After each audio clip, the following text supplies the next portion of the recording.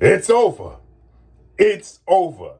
I told y'all this was coming down the pipeline, and here it comes. It's slowly but surely, chips off the iceberg, but it's happening. It's over. Dana White, His Excellency Turkey Al-Sheikh, and Zuffa Boxing are taking over boxing. And now, more proof of that is this.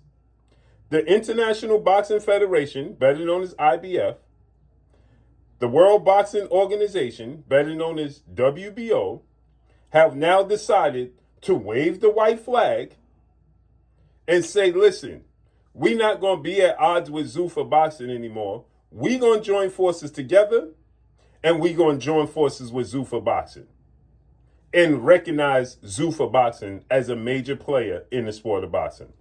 As I told you guys, it's just a matter of time because these two have conceded to Dana White and Zuffa Boxing, and now it's just a matter of time before the WBC and WBA also join in. And here's the thing. In due time, you're going to see the complete plan unfold. It's over. All the major fighters are eventually going to sign long-term deals with Zuffa Boxing and Dana White. Now 2 of the sanction bodies is on board. The Ring Magazine belt is already on board. Zuffa Boxing and the Zuffa belt will be recognized and identified in the same manner the Ring Magazine belt is viewed. And then the 4 sanction belts will be on board. You got Ja Opataya suing the IBF. The IBF don't want to go through that because they know down the line, if they start opening them books and start really, truly exposing what goes on behind the scenes, they'll get exposed. They don't want to do that. They don't want to do that. It's not a coincidence the last 2 sanction belts to be recognized as major, they're the 2 newest. The first belt was the WBA. The second belt was the green belt, the WBC. Then came the IBF. Then came the WBO. And guess what? They fought as much as they possibly could to not concede.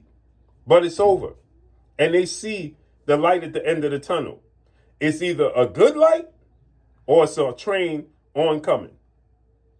You could go into the light and be in paradise, or you could stand firm and just look at the light, and it's eventually you're going to realize it's a locomotive coming downhill with no brakes, and it's going to run you over. And that's what the IBF and the WBO understand. That's a locomotive. We rather go to the light that's paradise. Period. Because you ain't going to stop that train. So you might as well jump on board the train and ride it to paradise. The WBC is going to be the last to get involved. They're going to be the last ones because they openly show you that they're about the money. Period. And the politics. The other 3 kind of do it behind the scenes and you really don't pay attention. The WBC do it out in the open because the green belt is so revered. It's so prestige. And they feel entitled because so many fighters want that green belt. So they'll be the last ones to get on board. But eventually they're going to have to get on board because you're going to have the ring, you're going to have Zuffa belt, IBF, WBO, and then the WBA. And they'll be left out. And the fighters, all the big name fighters, is going to be with Zuffa Boxing. So they ain't going to be able to make the money that they are accustomed to making. They can still function, but they won't be able to function and make the money. So they're going to have to concede. And I'm pretty sure now the IBF and the WBO saying they're going to sit down with the other 2 because I'm pretty sure the other 2 is like, what did y'all just do? I told y'all this was coming down the pipeline. Everybody talking about the Muhammad Ali Act and all this. Listen, what we witnessed between Alexander Usyk and Rico Verhoeven, these are things that's just adding up. It's just feeding the fuel to Dana White and Zuffa Boxing. When these things happen and take place, it's just giving more credence and more credibility to Zuffa and Dana White and what they're doing. That's all it's doing. When these sanctioned bodies keep making these ridiculous decisions and putting this person ahead of this person and this, now because of the performance Rico had, the WBC places Rico in the top 10. He only had 2 professional boxing matches.